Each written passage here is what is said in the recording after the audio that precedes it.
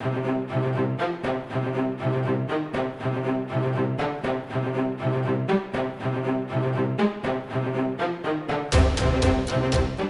perruque était chose courante dans l'Antiquité, égyptienne, grecque ou romaine. Lorsqu'au Moyen-Âge s'établit la puissance de l'Église, son port devint un péché mortel.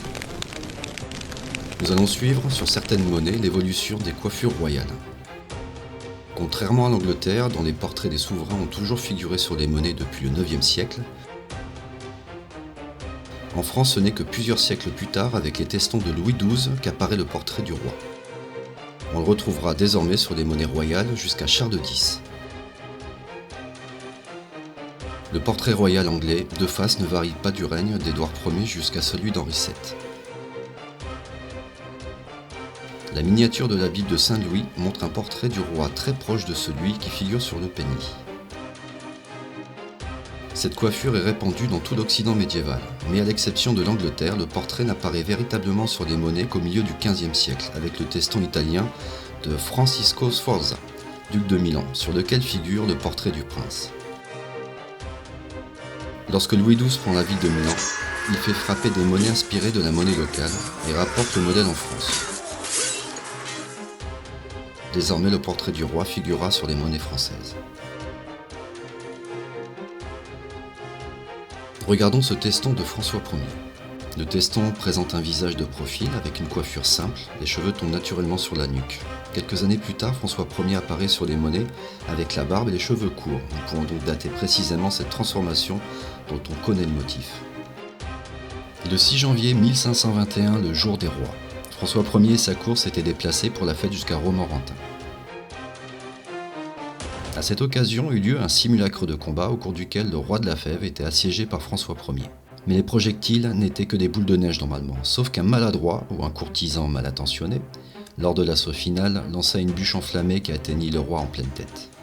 Les cheveux du roi, assez grièvement blessés au visage, durent être coupés pour les soins et c'est à cette occasion qu'il laissa pousser sa barbe. La mode fut désormais au port de la barbe et des cheveux courts jusqu'au règne d'Henri IV. La mode se serait probablement poursuivie si Louis XIII n'avait pas eu un début de calvitie vers 1620, alors qu'il n'avait que 19 ans.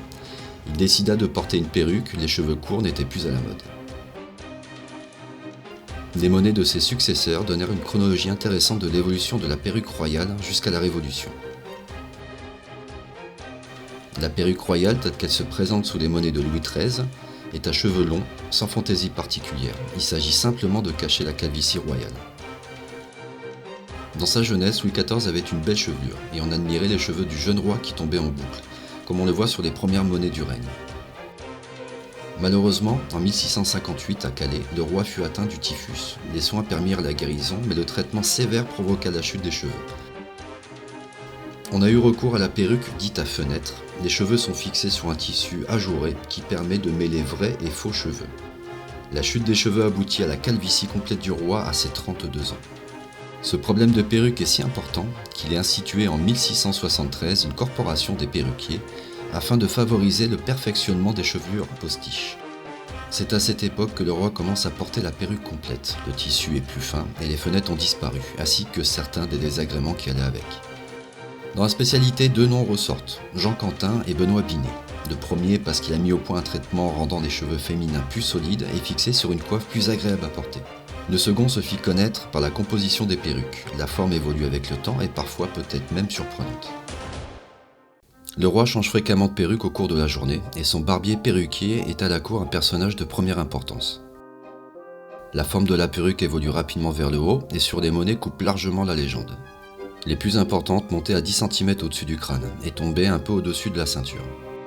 Excepté sur un double louis d'or au soleil, que la couronne de laurier soit bien visible, la perruque est ici de taille réduite. Leur extravagance pouvait s'avérer dangereuse au temps des chandelles et il arriva que l'imposante perruque royale prit feu. La perruque est maintenant une mode que tout courtisan se doit de suivre et à la cour tout le monde en porte. Même la bourgeoisie est touchée et dans les campagnes se développe le commerce des cheveux. Des marchands sillonnent les marchés et achètent les chevelures des paysannes qui trouvent là une source de revenus. Ce commerce fleurit et se poursuit en France jusque dans le premier quart du XXe siècle. Dès le début de la Régence, le jeune Louis XV apparaît sur ses premières monnaies avec la chevelure longue et bouclée, comme on le voit sur les écus des premières années. Ensuite, l'habitude étant prise, il porte perruque mais de proportions plus raisonnables. On constate sur l'écu de France et le louis aux lunettes, que le style de la perruque aux cheveux longs perdure, même si elle perd en hauteur. On prend alors l'habitude de nouer les cheveux dans le cou et même parfois d'enfermer la queue nouée dans un petit sac. Autre nouveauté, on ne porte plus les perruques aussi sombres que celles du roi Soleil, le blanc est à la mode et on se poudre de farine et de poudre de riz. Il n'y a plus la variété exubérante des perruques de Louis XIV, la coiffure est la même sur les monnaies de 1742 et 1774. Avec Louis XVI, la perruque poursuit l'évolution entamée sous Louis XV et devient moins voyante. Les côtés semblent de rouleau, c'est la perruque à marteau, qui ne change guère jusqu'à la fin du règne. Nous pouvons le constater sur ces 3 monnaies. La fin de la royauté n'a pas vu la fin de la perruque.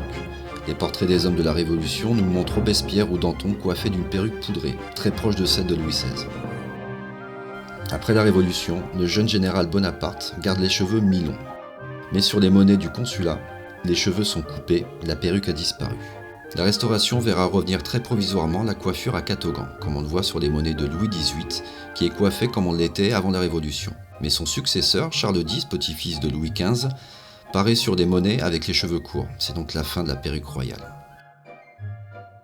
Et voilà les amis, cette vidéo sur les perruques royales se termine. J'espère qu'elle vous a plu. N'hésitez pas à me laisser un petit pouce bleu.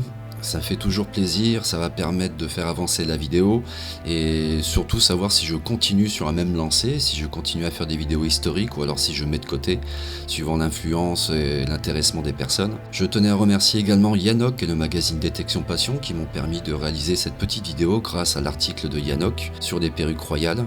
Si vous cherchez plus d'informations, n'hésitez pas à aller faire un tour sur le site de Détection Passion. Je sais qu'ils vendent des anciens exemplaires en lot, donc n'hésitez pas à aller faire un tour, ça peut être intéressant pour vous, côté historique, ou alors pour vous aider à identifier des monnaies ou des objets. Voilà les amis, écoutez, bonne continuation à tous, bon déconfinement et je vous dis à bientôt pour une sortie détection.